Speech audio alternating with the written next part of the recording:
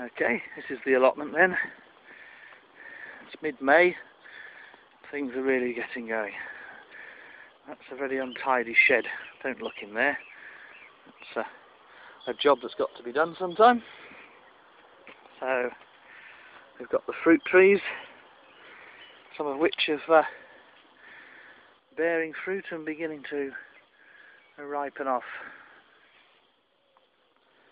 And then as we move down, there's the polytunnel, which you can see on the blog, the construction of, made from Dexian shelving. And we've got a very early crop of peas growing, and a runner bean that is already about 4 foot tall, and of course the obvious cucumbers, tomatoes and peppers and such like. A few sweet corn waiting to go out, and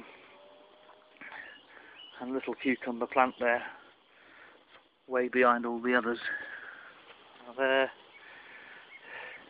There's the onion patch. Still looking for a begonia to put in there. Brassica cage. I don't know whether this will work. I'll take the camera up to the netting, you might be able to see through it. So Brussels sprouts and calabrese in there. Here are the carrots, off-ground carrots. It's widely reported that the dreaded carrot whitefly has a height restriction.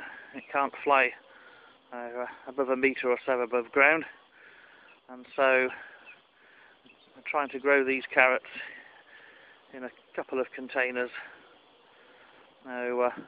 above that, and hopefully we should get a good crop of carrots from there. Okay, this little section here is the courgettes and squashes and so forth, and there's the lonely pumpkin plant, and we've got courgettes in here, just protected a bit from the elements. We're only in May still, so could still get a frost. And here we have where the running beans will be, and I'm just beginning to poke the heads above the surface. The seeds I planted a couple of weeks or so ago, and behind them big crop of broad beans, which hopefully will provide a bit of protection till they get themselves established. Now this side, more beans, this time of the French variety, and there's also a little row here of radishes that are coming on nicely, although not such a good news is a row of lettuce which seems to have just served to feed the local wildlife. So I think we're going to do something different in future with lettuce. And we've got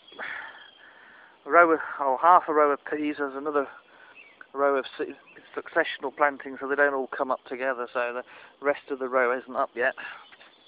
Likewise here, and this has only just been sown this morning with peas. Here's peas that have been in for some time on this side. Now these tall babies are an Italian variety, and they grow very tall compared to the more sort of common English varieties.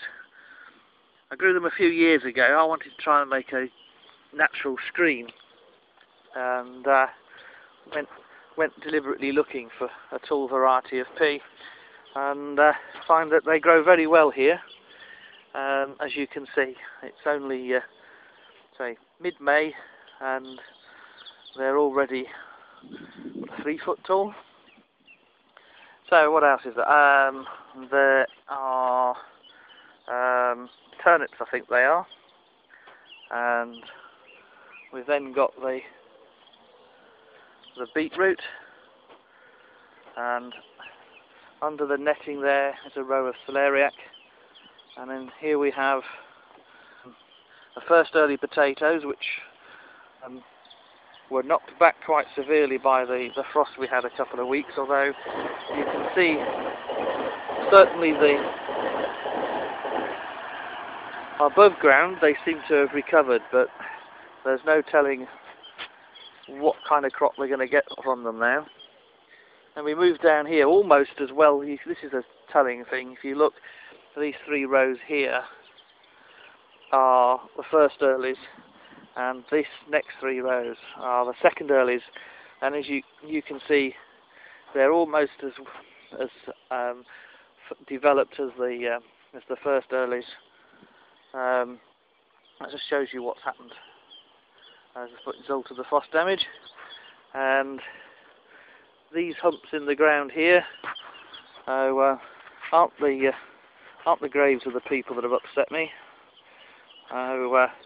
This is the main crop, and they're already beginning to come through. In fact, I earthed them up yesterday, and they're poking their heads through again already.